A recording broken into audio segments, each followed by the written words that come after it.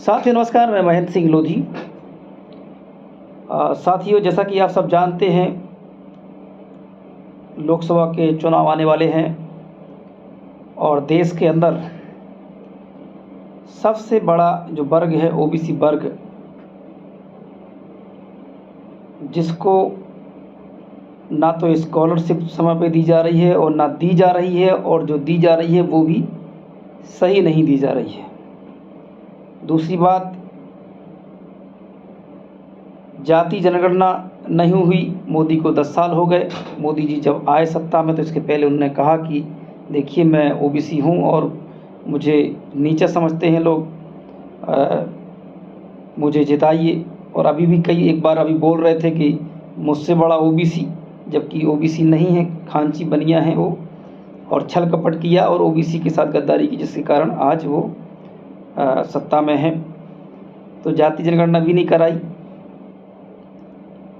और आज जो मुद्दा ओबीसी का है, जिस तरीके से ओबीसी महासभा ने तमाम आंदोलन किए, बहुत सारे आंदोलन किए और बहुत सारे घेराव किए, कई ज्ञापन दिए, लगातार हम लोगों ने कई प्रयास किए, और जिस कारण ये मुद्दा जो है विपक्ष ने काफ़ी हद तक अपने पास लिया है।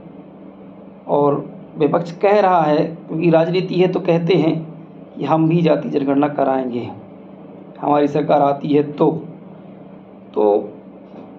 ठीक है, क्योंकि अगर अभी कोई और पार्टी नहीं है तो कम से कम एक विश्वास कर सकते हैं कुछ हद तक। बीजेपी से तो कर ही नहीं सकते, क्योंकि बीजेपी ऐसी पार्टी है कि सत्ता में रह के आज वो बिहार में ओबीसी सम्मेलन की तैयारी कर रही है, जबकि ये सम्मेलन तो अगर करना चाहे तो तेजस्वी कर सकते थे, लेकिन ये ओबीसी सम्मेलन सिर्फ दिखावे के लिए, और ये इसमें आएंगे सब सवर्ण।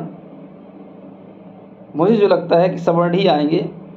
और जिस तरीके से उत्तर प्रदेश में भी यादव सम्मेलन किया था बीजेपी ने, आपने देखा होगा, तो उसमें जब कुछ कैमरे वाले गए, उन्होंने पूछा कि आपका नाम क्या है, तो कोई मौर्य बता रहा था, तो कोई शर्मा बता रहा था, कोई तिवारी, कोई ठाकुर, ऐसे बताया जा रहा था। मतलब 2-5% भी यादव उसमें सही से नहीं थे।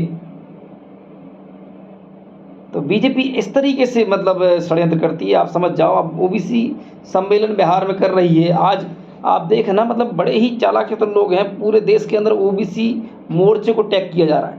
आज ओबीसी विथ बीजेपी ऐसा टैग चलाया जा रहा है। अरे कैसे आपके साथ रहेगा?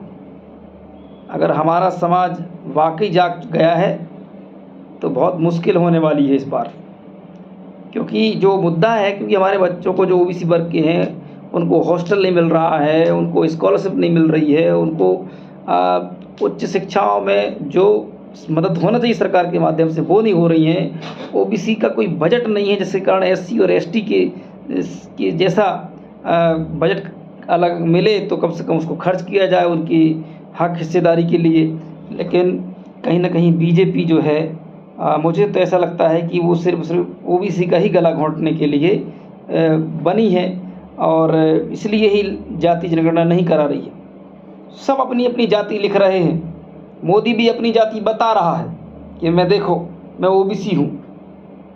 जब आप बता ही रहे हैं तो फिर जाति जनगणना क्यों नहीं करा लेते हैं कि भाई आपकी कितनी जो जाति है, कितने लोग हैं आपके, क्या दिक्कत है? 3743 जातियों की जाति ओबीसी वर्ग के लोग जानना चाहते हैं कि हम अगर ओबीसी वर्ग के सेन हैं तो हमारी कितनी संख्या है, हम प्रजापति है तो कितनी संख्या है, नामदेव है तो कितनी संख्या है, ताम्रकार है तो कितनी संख्या है, सोनी है तो कितनी संख्या है।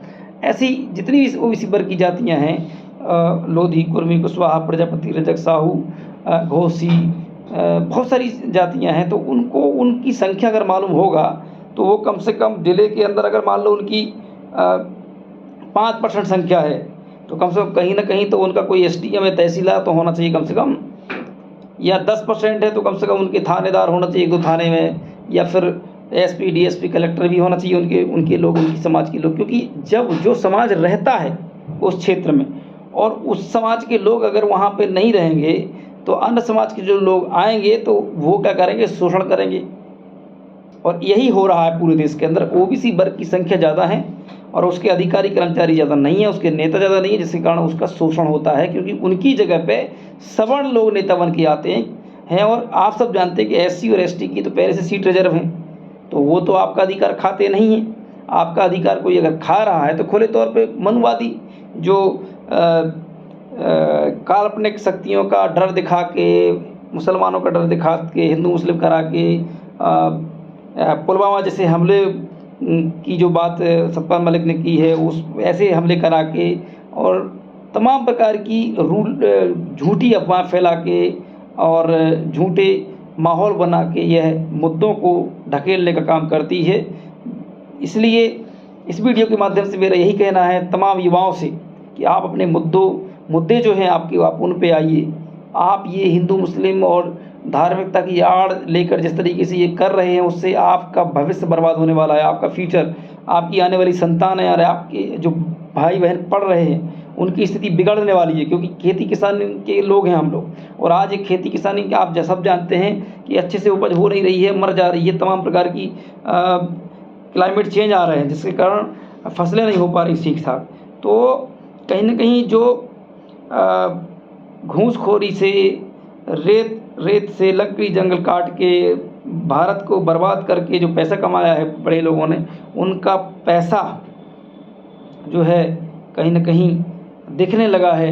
और इसीलिए OBC वर्ग को अपनी जाति जनगणना करवाना चाहिए, उस संख्या के अनुपात में हिस्सेदारी लेना चाहिए। तो ये जो सरकार से मांग करना चाहिए, सड़कों पे आना चाहिए, डरना नहीं चाहिए। धर्म एक अपनी जगह है, संवैधानिक हक अधिकार अपनी जगह है। आप सब लोग ज़रूर इस वीडियो को, मुझे विश्वास है कि शेयर करेंगे और इस वीडियो को सुनाएंगे भी लोगों को कि OBC समाज के साथ जो हो रहा है वो एक जानबूझ के बीच भी कर रही है, उसकी जनगणना नहीं करा रही है। इसके लिए आप लोग ज़रूर इस वीडियो को शेयर करेंगे, देखेंगे। धन्यवाद।